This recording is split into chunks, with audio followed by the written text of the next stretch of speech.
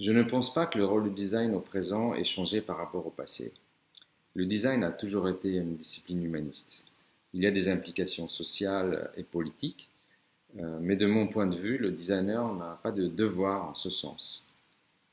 En ce moment, beaucoup de designers se penchent sur des questions environnementales et c'est très important. En plus, la crise actuelle est le moment idéal pour tirer la sonnette d'alarme.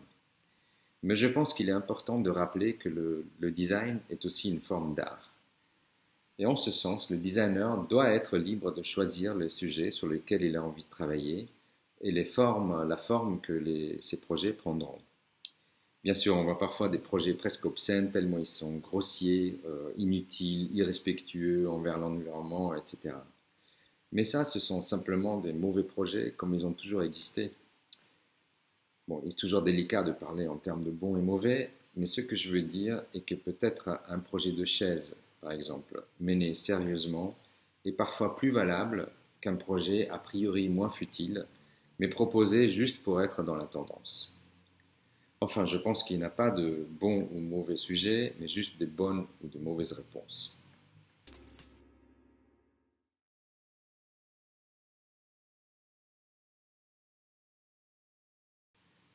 Comme je disais, aujourd'hui, il y a des sujets importants, voire urgents, tels que la nature ou l'environnement. Mais peu importe le thème, je dirais qu'un bon projet de design, tout comme une œuvre d'art d'ailleurs, nous met toujours face à nous-mêmes, une sorte de fonction miroir. Mais pas d'une manière illustrative et encore moins moralisateur, bien sûr.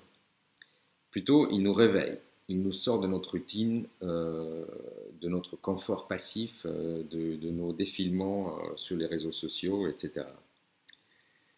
Il nous fait sentir vivants et il a donc la capacité de nous rendre perceptifs à notre environnement et à ce qui va et ce qui n'y va peut-être pas ou plus. Ça peut paraître très général, mais je pense qu'à partir de là, c'est la responsabilité individuelle de chaque designer de produire ce qu'il juge pertinent.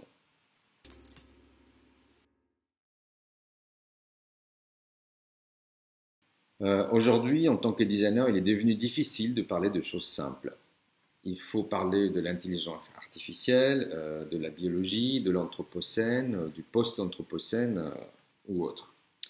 Il y a un certain effet de mode et d'ailleurs on entend pas mal, on entend souvent parler des gens qui en parlent mais qui sont clairement dépassés par ces sujets. Ce qui actuellement n'est surtout pas bien vu est de parler de l'objet seul sans se soucier du macrosystème auquel il est connecté. Et en plus, juste parler des sujets complexes ne suffit pas. Il faut en parler sérieusement, techniquement, en s'appuyant sur des outils scientifiques, des diagrammes, des tableaux, etc. Et idéalement, il faut même parler à plusieurs, collectivement, collaborativement, en faisant intervenir des scientifiques, des anthropologues, des biologistes, etc. Bon, je me moque un peu de cette tendance, mais je trouve que heureusement, il y a des designers très sérieux aussi et compétents qui s'occupent de ces thèmes qui concernent l'avenir de notre planète. Juste, quant à moi, j'ai une approche différente.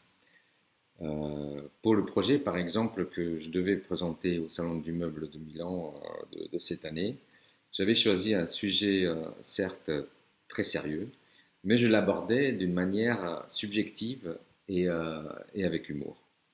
Il s'agit des organismes génétiquement modifiés, OGM en français, ou GMO en anglais, et j'ai intitulé le projet, l'exposition, OMG GMO, comme Oh My God GMO.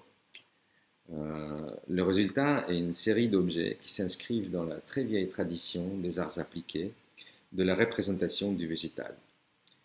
Sauf qu'ici, il s'agit de fruits et de légumes dont nous avons modifié les formes afin qu'ils puissent servir comme mobilier. Les pièces sont produites par la fonderie Battaglia à Milan, dont Nicolas Bellavance-Lecomte est le directeur artistique. Et avec notre partenaire Horticola, l'association Horticola, nous allons présenter l'exposition l'année prochaine, toujours pendant le Salon du Meuble de Milan, dans un lieu très particulier.